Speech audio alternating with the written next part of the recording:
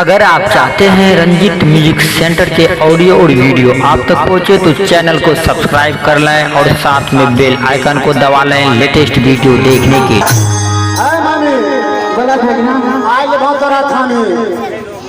कई ना बोले बोले बेला खानी में अब को तरह के हम लोग देख रहे हैं ये टेक्निक फैले से अच्छा मम्मी लोग ला यार लोग को एक्शन ना होता है लाभ तरह रात रहे पड़ता ये हमारे बच्चा से वहां काम क्या ना था बच्चा कौन ते तरह चौकरी तरह झापी नहीं गेलो टोकरी झापेला बच्चा नहीं चल कुछ होशियार हो गए होशियार हो सुनो मम्मी बोला आज पाल जे छलाव के आधा पाल दरहम बिछाई बा अच्छा आरो मखरो करा आधा पाल ओढ़ाई बा सुनो मम्मी जब रात गुमसो लखा आंख बकई भो है मम्मी की कछा रहार छेड़ी जहाज धलका ये हमने लगा दे घमाल से घमाल से नमाज छोड़ सब की जीवन जैसे बच्चा से काम के आशा तो चली जा कौन है चक्की बच्चा का गुरु हम सुनावे जान जहाँ अरे चली लगे बच्चे कौन है तोरा पास हम कहता लगो तोरा कह कैसे हमरा 12 बजे से कहियो तोरा साथ पार नहीं पार करता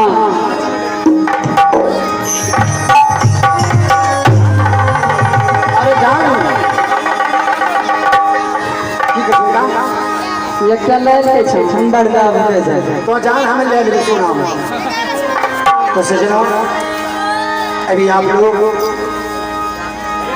राधा और कृष्ण की चर्चा सुन रही थी और यह जो पार्टी आई है भजन के नाम से और यहाँ जो था श्राद्ध का उपलक्ष्य में आयोजन चल रहा है। आप लोगों ने नाना प्रकार की सोहर निर्गुण रात से अभी तक सुना। आइए मैं लास्ट में आप लोगों को ये सोहर सुनाने जा रहा हूँ कि जब बेटी अपने मायके से पिया घर जाती है, जब वह डोली भी बैठकर पिया घर जा रही है तो मन में सोचती हुई जा रही है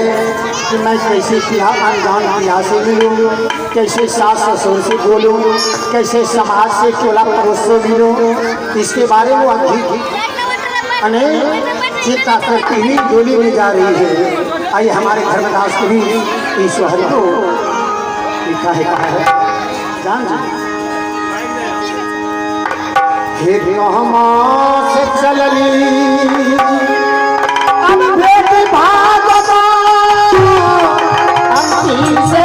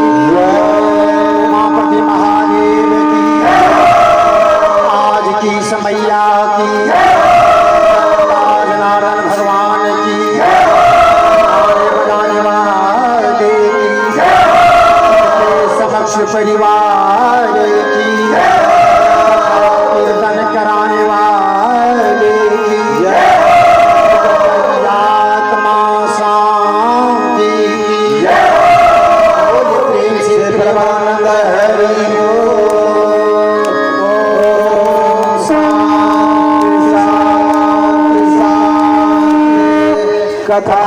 विसर्जन होत है, सुनो वीर हनुमान,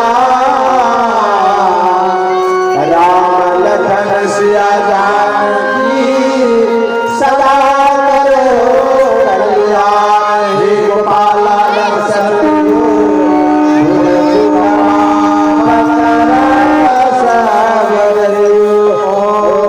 शांति शांति शांति। कृष्ण